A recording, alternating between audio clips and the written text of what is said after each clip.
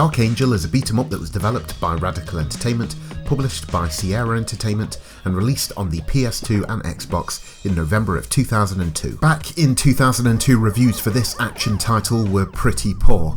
It has an aggregate score of 48 out of 100, so as you can imagine, I was overjoyed when it was picked for this week's review. So let me kick things off by saying that I don't know a single thing about the TV show this game is based on.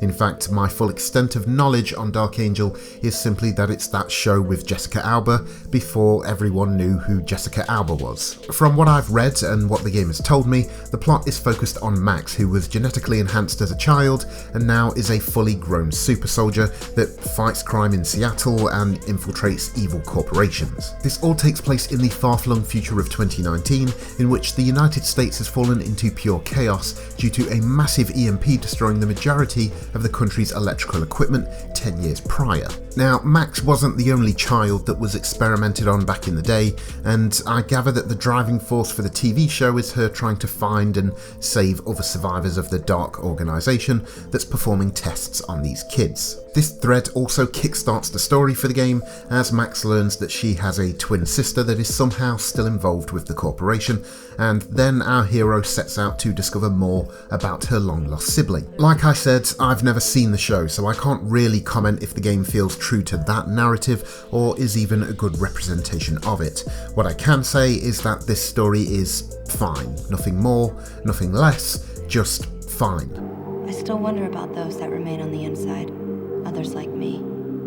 I suppose that in some way, I will always be related to them.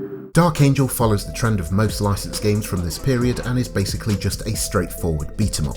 Many games based on movies and TV shows use this formula, but some were more basic than others. During the first few missions, I was kind of into it. The combat is fun, and in my opinion is the highlight of the game. You can punch, kick, jump and grapple, and there's a lot of different combos you can throw out based on your button presses. Max has got some cool moves. Like most super soldiers, she's incredibly fast and strong, she can run up walls, has enhanced vision, and also has a special ability called Rage, which is essentially a meter that builds up and you can activate it for a short period, which doubles your attack damage. It's enjoyable kicking bad guys across a room or throwing them into one another, and to add to this, you can also interact with elements of the environment by launching someone into a dumpster or through a pane of glass.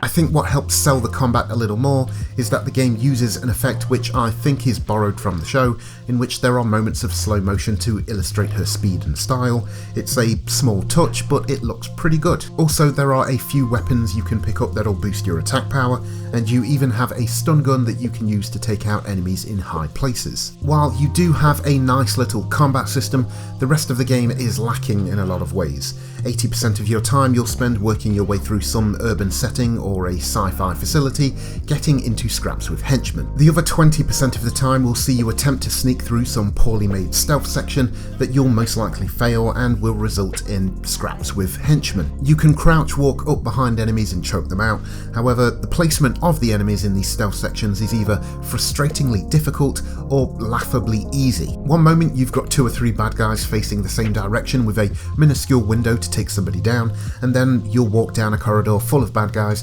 that all have their back to you. The final piece of the pie is the boss fights, which are unbelievably boring and anticlimactic. You dodge, dodge and dodge, jump in for an attack, repeat this 3 or 4 times and you're done. If we're talking graphics, I don't think that Dark Angel looks that bad.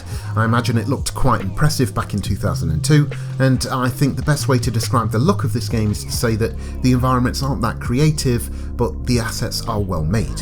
A good chunk of the mission areas tend to blend together in my mind. The visuals stick to a specific colour palette that isn't interesting to look at, but considering it's set in a world that is supposed to be a bit bleak and depressing, I can hardly hold it against the game. Credit should be given to the design and animation of the character models. In the middle of the action, Max looks smooth and stylish, and in the cutscenes, even though there aren't many of them, it's clear that there was some effort put in to give things a cinematic flair. No, man. We were unsuccessful. What are your orders?